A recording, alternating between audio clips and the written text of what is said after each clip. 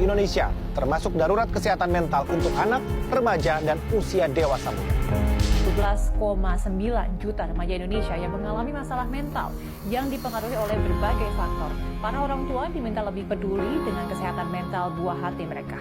Berdasarkan studi International Journal of Mental Health and Addiction, pengguna media sosial yang berlebih dapat menyebabkan gangguan mental.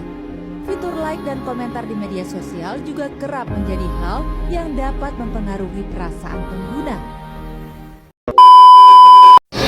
Kesehatan mental merupakan keadaan di mana seseorang dapat mengelola stres dengan baik, bekerja secara produktif, dan dapat bekerja sama di lingkungan sekitar mereka. Ada beberapa faktor yang dapat mempengaruhi kesehatan mental. Yang pertama, faktor biologis seperti genetik atau keturunan, ketidakseimbangan zat dalam otak, dan kondisi kesehatan fisik seperti gangguan tiroid. Yang kedua, faktor psikologis seperti stres berkepanjangan.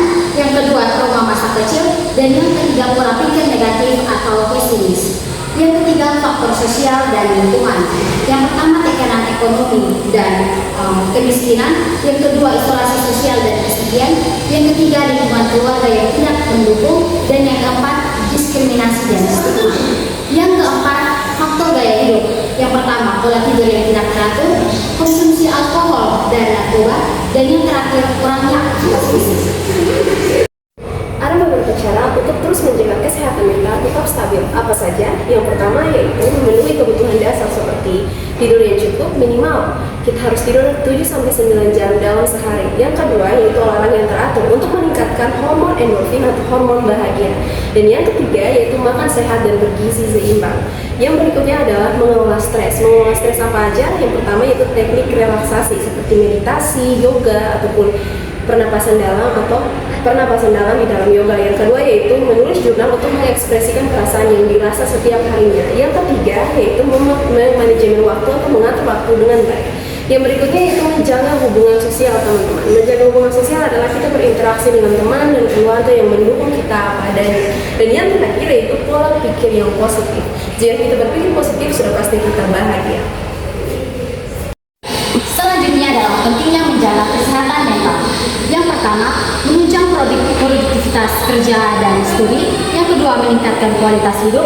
Yang ketiga, membantu membangun hubungan positif dengan orang lain.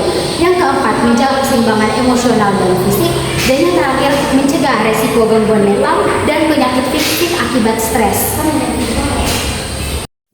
Ada beberapa jenis gangguan kesehatan mental. Yang pertama yaitu gangguan kecemasan umum, yaitu panic disorder dan fobia spesifik, di mana serangan panik mendadak, ketakutan berlebihan terhadap objek tertentu. Yang kedua yaitu gangguan mood atau mood disorders. Yang pertama itu depresi dan juga bipolar disorder, di mana perasaan sedih berkepanjangan dan perubahan suasana hati yang sangat ekstrim. Yang ketiga yaitu gangguan panik skizofrenia, di mana serangan panik atau gangguan persepsi realitas seperti delusi atau keyakinan salah dan halusinasi. Yang berikutnya yaitu gangguan makan atau eating disorders, yang dimana yaitu bulimia nervosa, di mana makan berlebihan diikuti dengan memuntahkan makanan yang telah dimakan. Dan yang terakhir yaitu PTSD atau post traumatic stress disorders, yang dimana trauma berkepanjangan akibat kejadian yang terjadi di masa yang lalu. Dan yang paling terakhir yaitu gangguan kesehatan mental lain seperti obsesif kompulsif atau OCD, dan juga gangguan tidur dan gangguan isolasi.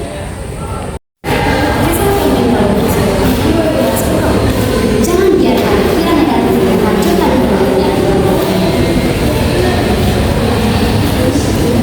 Come with me, and you'll be